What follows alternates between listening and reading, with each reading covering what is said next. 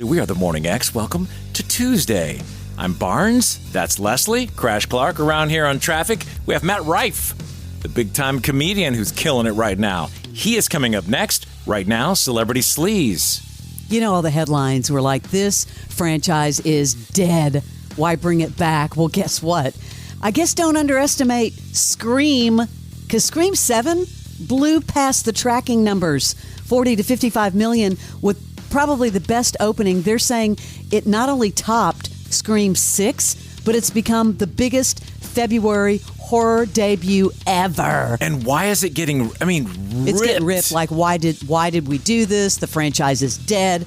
Maybe because all the people came back, like Neve Campbell and everything. I don't know, but it did really well at the box office. Really well. Could it be that bad? Maybe that was just a stunt to promote it, to make everyone wonder why. Do you think? Because that's a lot of money. That's a lot of money for something that a week ahead of time, every reviewer was saying, this stinks, it's awful, stay away. Wuthering Heights, which was still in the top 5, was down like 50%, but globally it's like over 200 million. 21 Pilots even has a movie in theaters, Barnes. And this is those concert films that are showing up everywhere, just like Elvis, the one from Baz Luhrmann. That's cool. Did really well, that whole concert doc.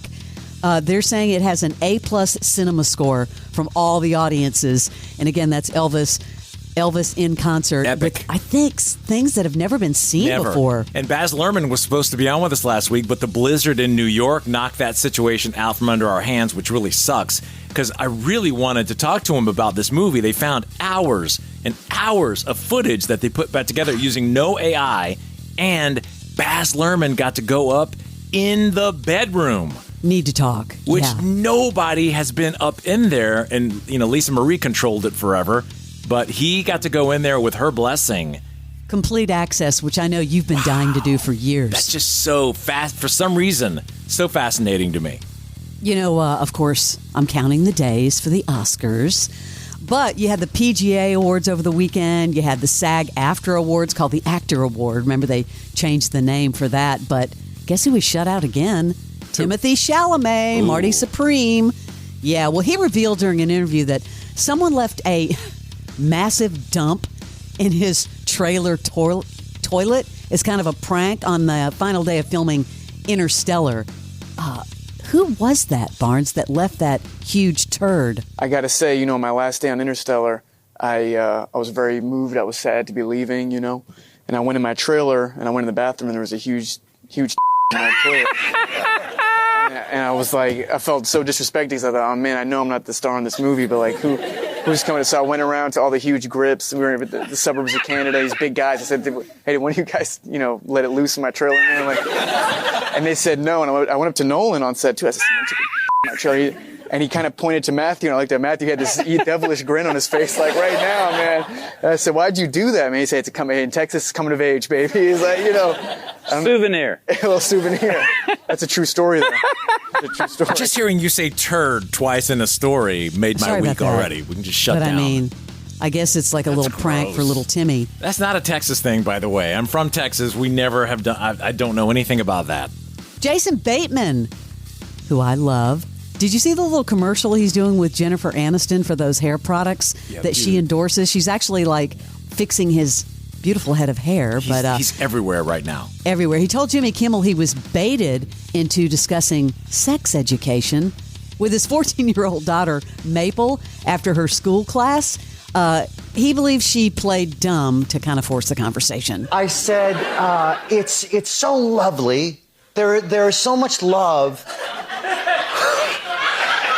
Like starting to sweat. Just think about it. I said to avoid that term, I said the penis just screams.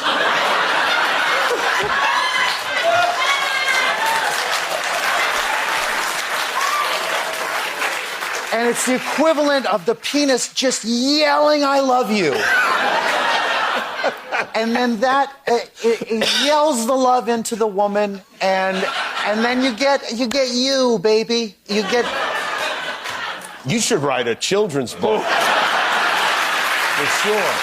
The line of questioning is obviously to promote his new show, which I watched. DTF St. Louis. Haven't watched it yet, yeah. Down to St. Louis. Uh-huh. My problem, I don't know if I'm going to stay on or not. It is very dark, and he is the same dude in everything. No, he's not. You didn't watch Black Rabbit. He's the I started to. He's the under-talk rambler, and he repeats a lot of the things he says over and over. And it's just really, like, I need him to break into something else because he's the same dude. I'm going to stick up for Jason Bateman every time. You said the same thing about Vince Vaughn, and I always stick up for Vince Vaughn. Times same 10. Thing. I know, you're going to say that. Times 10.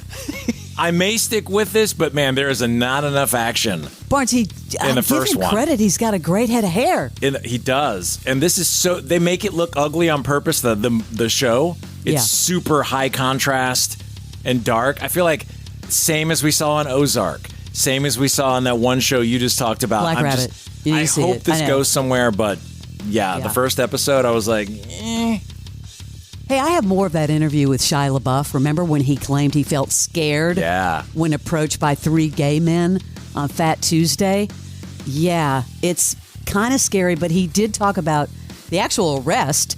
He describes the scene as, it's Mardi Gras. It's Mardi Gras. That's why, bro. I was drunk and it's Mardi Gras. So everything I'm saying is nonsense. It's Mardi Gras, But it sounds like this complex is maybe something that you noticed for a long time. I mean, maybe, bro. I mean, my dad was by his cousin, so he was in my ear all the time. I don't know, maybe I am. Who the knows, bro? I'm open to whatever somebody wants to say. It didn't feel like that when it happened. Look, and this is the worst thing to say, and I'm not going to say it. I've never had no problem with gay people. Never.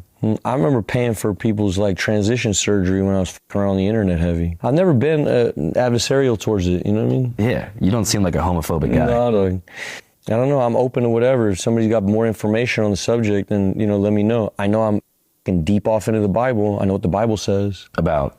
Homosexuality. What does it say? Nah. That's what it says? Yeah. But wasn't that written a really long time ago? Bro, you can do whatever you want with the text. It's not my business. You know what I mean? I'm a traditional Catholic. That's okay.